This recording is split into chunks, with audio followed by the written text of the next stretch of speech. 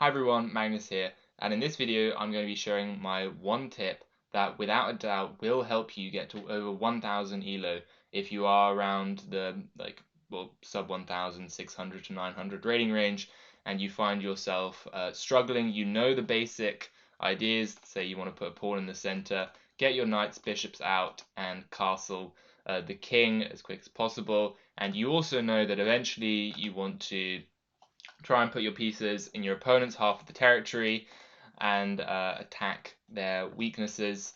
And finally, maybe you might be familiar with concepts in the endgame, like a necessity to push your pawn and make a queen.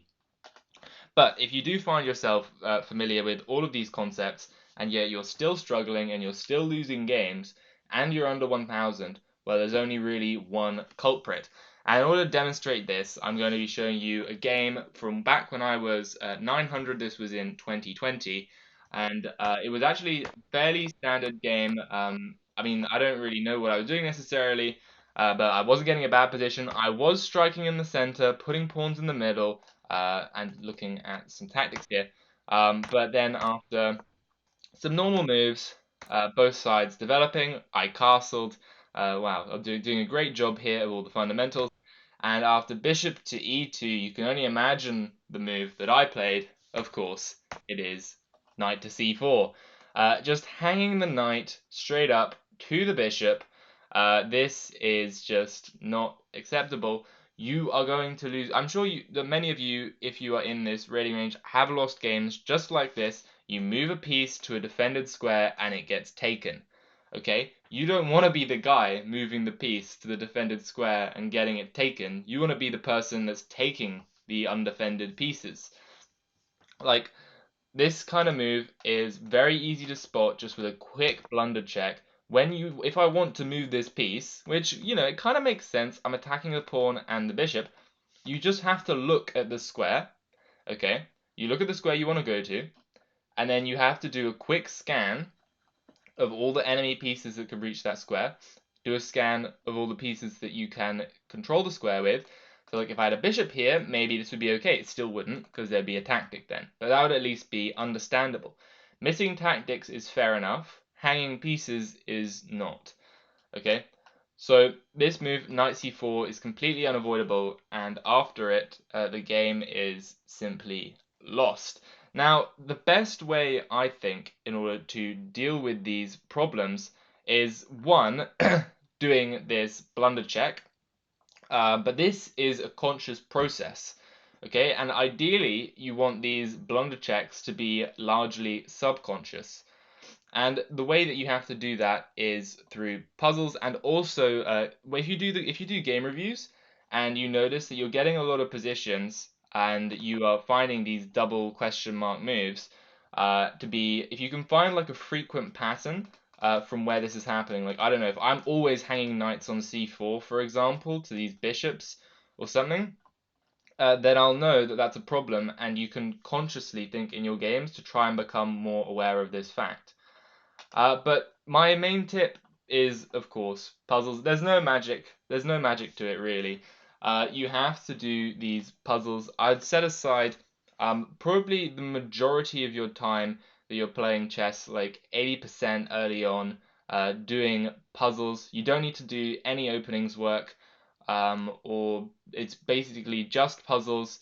Play a couple games and review them if you're trying to get better. Of course, if you just want to play chess and have fun, then you can go for that as well. Okay, so the question here is white to move in this puzzle. I would recommend that you want to try and get your puzzles rating. This is from all themes, and this is just looking at any puzzles. I would recommend that you do probably 3 or 4, maybe 5 of these rated puzzles until you can once you get your rating to around 2500 puzzles. I think that at that point you're probably quite familiar with a lot of these ideas, and you should be blundering a lot less pieces. So I think personally, for me, this magic number for puzzle rating was about 2500. I found that I was blundering a lot less. So in this position, you can see that white's down quite a lot of material, 2 pieces here, and we have 2 rooks. So, and there's a weak black king, so that means that we probably have to trap the black king somehow. First comes to mind is that this rook is hanging, and this rook is hanging, and the only way to solve that is to move this rook here, and now neither rook is hanging, they're both defended, and even worse for black is that we're threatening a checkmate in one, which I don't see how they can easily stop. If they move the bishop back, I will snap it, and if they grab this pawn, I will checkmate you. So this move is rook to e2, and I will take your bishop, and I will checkmate the king.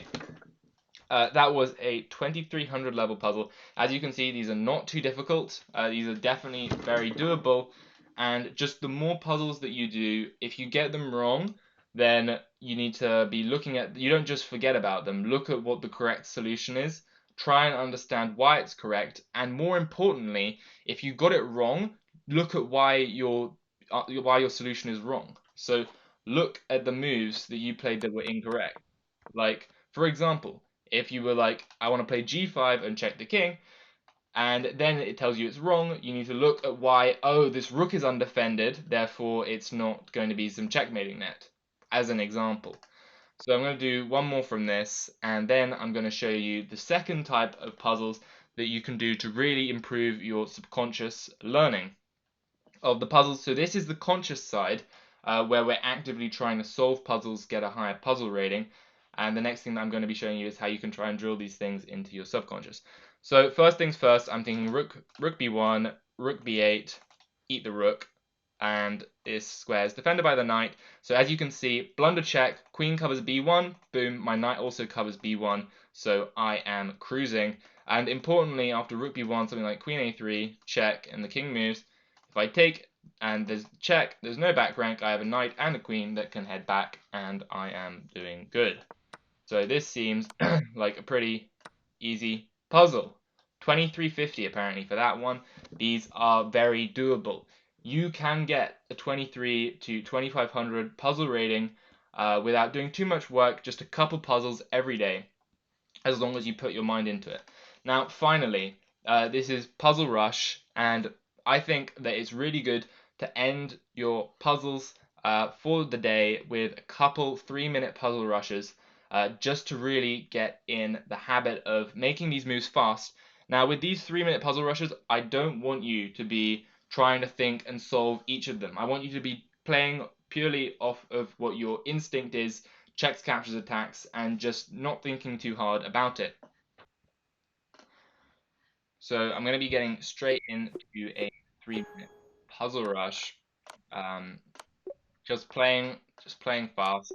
Uh, I think if you can get above 20, that's generally not a bad result. I think that's pretty good for a 3-minute puzzle rush. Um, Yeah, the whole point of this, you're just playing fast, you're just playing the first move that you think is correct. You will probably get some of these wrong, and that's not a big deal, because this one is just for building your instincts on what you think the correct move is. So you're basically just going for like the first check that you see, the first tactic that you see, and you're trying to uh, get them right. So yeah.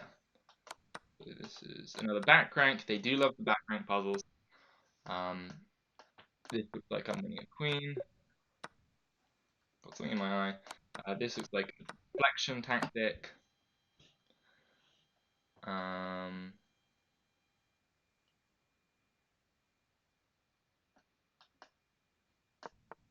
that one was kind of confusing, actually.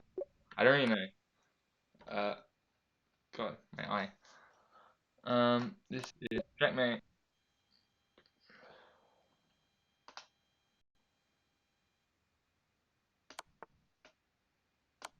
And this is a back crank.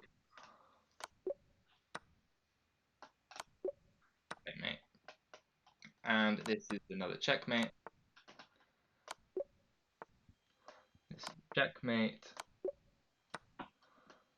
Um, hmm. Okay, like this. And this one, I guess it's just the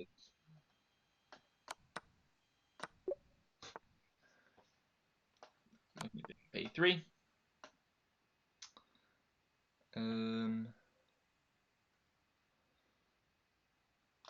Oh yeah, you take the queen first, and then the bishop's hanging. This one looks like an 8. You're running a little bit low on time here.